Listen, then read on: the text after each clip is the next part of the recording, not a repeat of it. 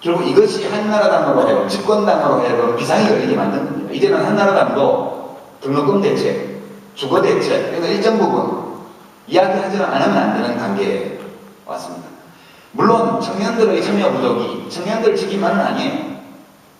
이렇게 청년들의 참여가 부족한 데는 여러 가지 이유가 있죠. 그것은 전반적으로 보면 우리 정치가 청년들이 원하는 그런 좋은 기능을 못하고 있는 데서 오는 것이죠. 기본적으로 우리 정치는 기본적으로 국민들의 신뢰를 받기 어려운 구조를 가지고 있어요. 이 이야기를 아무리 해도요, 제가 10년 전부터 이 이야기를 해왔는데 아무도 귀 기울여주지 않았습니다. 국회의원을 막 절반씩 바꾸고 선거할 때마다 대통령을 바꿔도 변하지 않을 것이다. 제가 그렇게 얘기했는데 누구도 그에 대해서 심각하게 받아들이지 않았습니다. 별로. 그러니까 이 자동차 불량품이 계속 나올 때 계속 불량이 나오면 그것은 생산 라인에 구조적인 문제가 있는 것으로 봐야 된다. 정치인들, 정책, 정치 행태, 정치 문화, 이 모든 것들이 우한마 등장하고 전기톱 등장하고 이런 폭력 사태에 이르기까지 이렇게 정치가 국민들이 마음에 안 들 때에는 정치의 생산 라인에 문제가 있는 것이라고 봐야 돼요. 그게 정당입니다. 정당. 우리는 선거제도도 문제가 있고요. 정당도 문제가 있습니다. 우선 국민들이 정치를 매우 신뢰하기 어렵게 만드는 것이 지금 우리 선거제도는 승자 독식 구조죠. 1등하는 자만이 살아남습니다. 그러니까 국민들은 끝없이 당선 가능성이 있는 정당의 후보만을 쳐다보게 돼 있어요.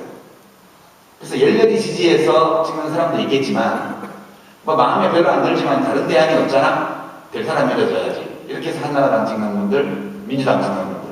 민주당과 한나라당을 찍어주고도 그 당에 대해서 불만이에요.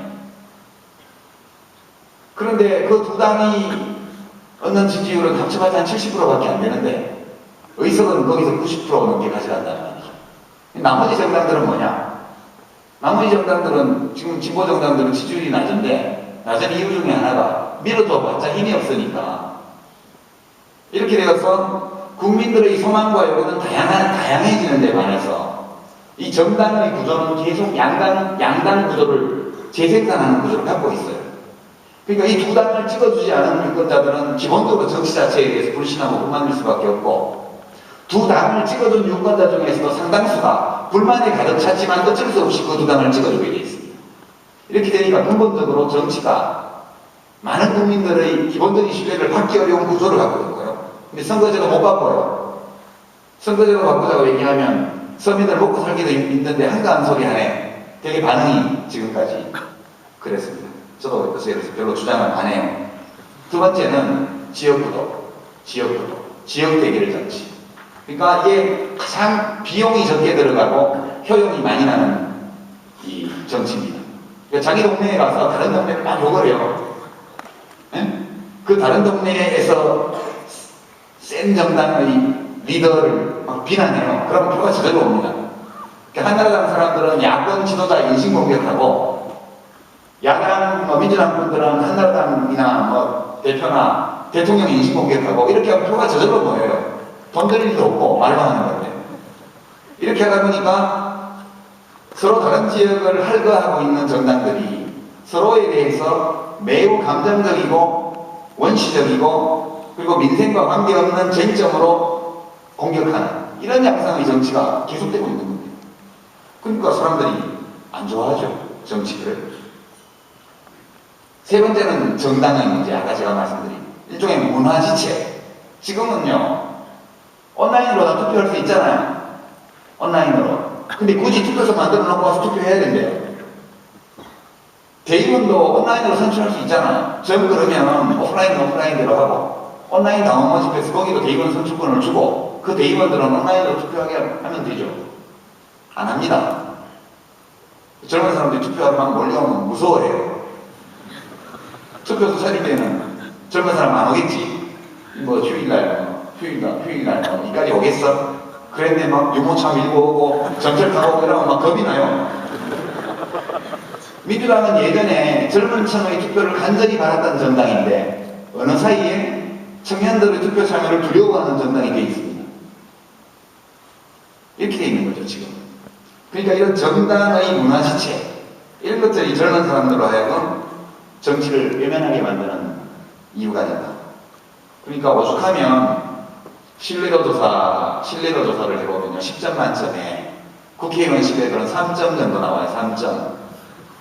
대통령도 비슷하고 검찰총장, 법무부 장관도 비슷하게 나와요. 근데 길 가다 우연히 만난 사람 신뢰도가 몇인지 아십니까? 10점 만점에 4.0점 돼요. 4.0이면 그러니까 대통령, 국회의원, 장관들의 말을 길 가다 우연히 만난 사람 말보다 더 불신합니다. 그러니까 유언비어가 창궐하죠. 요즘 각하 말씀 괴담이 돌아다닙니다. 대통령이 말해도 안 믿어요. 전철 타고 가다 옆에 사람 얘기하는 거 들은 걸 믿지. 이 어마어마한 정치 불신 속에서 실제 정치가 이루어지고 있습니다. 지금 저도 불신받는 사람 중에 하나죠. 예, 이제 결론 부분에 왔는데요. 그럼에도 불구하고 참여해야 돼요. 달리 방법은 없습니다. 그러니까 제가 아까 말씀드린 것처럼 민주주의 정치제도 또는 대의민주주의 제도 또는 자유주의적 정치 질서, 뭐 어떻게 표현을 하든 우리가 지금 가지고 있는 이 정치 제도는 제도 자체만 놓고 보면 선을 실현하는 데 적합한 제도가 아니고 악을 저지하는 데 적합한 제도입니다. 선을 실현하는 것을 목적으로 하지 않고 악을 저지하는 것을 목적으로 만든 제도가 사람들이 참여하지 않는데 저절로 선을 이루기를 기대하는 것은 그것은 우물가에서 숭늉을 잡는 것과 마찬가지다. 저는 그렇게 생각합니다. 알이 먼저냐 닭이 먼저냐는 논쟁이 있을 수 있죠. 정치가 이 모양이니까 참여하기 싫어. 참여하지 않으니까 정치가 이 모양이지. 닭이 먼저냐 알이 먼저냐라는 논쟁 같지만 알이 먼저입니다. 참여가 먼저예요. 종목적으로 이 악순환의 고리를 끊을 수 있는 것은 유권자들의 대대적인 참여, 그 참여를 통한 권리 외에는 이 악순환을 끊을 수 있는 다른 수단은 없다는 것이 저희 생각이고요. 그래서 지금까지 청년들이 이런저런 합리적인 또는 불합리한 이유로 정치에도 선거에도 잘 참여하지 않은 것, 이 상황 속에서 등록금 문제, 대학생들의 주거 문제, 학교의 학생들의 복지 문제 등등 이 모든 문제들이 해결되지 않은 채 악화일로를 걸어왔다. 저는 그렇게 생각합니다. 지금은 대학생들이 권리해야 됩니다. 어떻게? 길거리 촛불 들고 나가는 것만 권리가 아니에요. 제가 20대 투표율이 80%가 되면 대한민국이 바뀝니다. 어떻게 바뀝니까? 대한민국이라는 이 국가의 기능, 작동 방식이 근본적인 변화를 일으키게 될 것이고 정당들의 구조가 근본적으로 변화할 것이라고 저는 생각해요. 20대 투표율 80%만 되면 그러면 30대 투표율은 좀 더 높을 거거든요. 그러면 전체 투표율이 85%될 겁니다. 대개 이것이 프랑스나 독일 같은 나라의 투표율이거든요. 거기도 정치 불신이 많습니다. 정치인의 신뢰도가 길 가다 만난 사람의 신뢰도보다 낮은 나라가 우리나라만 있는 게 아니에요. 유럽 대부분의 나라가 다 그렇습니다. 통계를 보면 유럽의 의회에서도 이 조사를 했더라고요. 정치인 뒤에는 뭐 농자를 붙인다든가 이런 것도 거의 비슷합니다. 결국 우리가 가진 이 정치 제도는 자기가 가진 권리를 행사하지 않고 그 위에 잠자는 사람을 어떤 경우에도 보호해 주지 않습니다. 아무리 다른 사람에게 책임이 있다 하더라도 참여하지 않는 사람을 보호하지 않는 제도이기 때문에 이유가 다른 데 있다 할지라도 일단 참여하지 않으면 보호받지 못합니다. 총 걸기 힘들지 않아요. 네, 전혀 힘든 게 없습니다. 일단 투표하는 날 투표를 정확히 해주고요. 투표하러 가기 어려운 부재자 신고를 정확히 해주고 더 적극적인 참여의 의사가 있다면 정당에 참여하십시오. 어느 당에 하라고는 꼭 말씀을 안 드리겠습니다. 의전상, 예의상 말씀드린다면 한나라당이라도 참여하는 것이 참여하지 않는 것보다 낫다. 그렇게 말씀드립니다. 더 훌륭한 정당이 많이 있지 않습니까?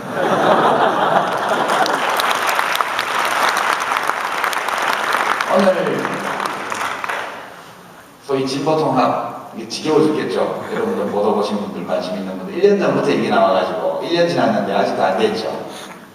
며칠 전에 민주노동당하고 새진보통합연대 노회찬, 심상정, 조선두 세 분 계신데 아무것도 뭐 우리가 보기에는 별거 아닌 문제 가지고 싸워서 해결이 안 나서 저희가 처음으로 발언 한번 했습니다. 중재안 제시하고 이렇게 하자 했는데 오늘 아침에 민주노동당이 최고위원회에서 수용을 했고 2시 반에 새진보통합연대가 조건 없이 수용을 했습니다. 그래서 내일이나 늦으면 일요일날 좀 기자회견을 할 것 같아요. 지금 강령과 협상, 지금 강령과 당은 물론 임시당은 임시당령이지만 그 협상을 하루 만에 끝내기 위해서 실무자들이 지금 서울에서 모여서 협상을 하고 있습니다. 그 당이 만들어지면 그 당에 해주시면 더 고맙겠고요. 대학생 당은 장비도 바꿔드리겠습니다. 그리고 민주당도 있고요. 어느 당에도 참여하지 않는 것보다는 아무 당이든 일단 참여하는 것이 좋은 일이고요. 기왕 참여하는 것이라면 악을 많이 저지르는 당보다는 때로 비실비실 잘 못할 때도 있지만 그래도 주관적으로나마 선을 이루고자 하는 의지를 가진 정당에 참여해 주시기 바랍니다. 그 점이 제가 여러분께 드리는 결론이고요. 이 20대의 총권리, 우리 헌법이 보장하고 있는 모든 권리를 활용하는 권리, 제도화되어 있고 아주 의례화되어 있는 선거제도 속으로 밀고 들어가는 청년들의 물결, 우리 정치를 바꿀 수 있고 우리 대한민국이라는 이 국가 권력의 기능과 작동 방식에 큰 변화를 야기할 수 있는 힘은 이것밖에 없다. 저는 그것을 결론으로 말씀드립니다. 고맙습니다.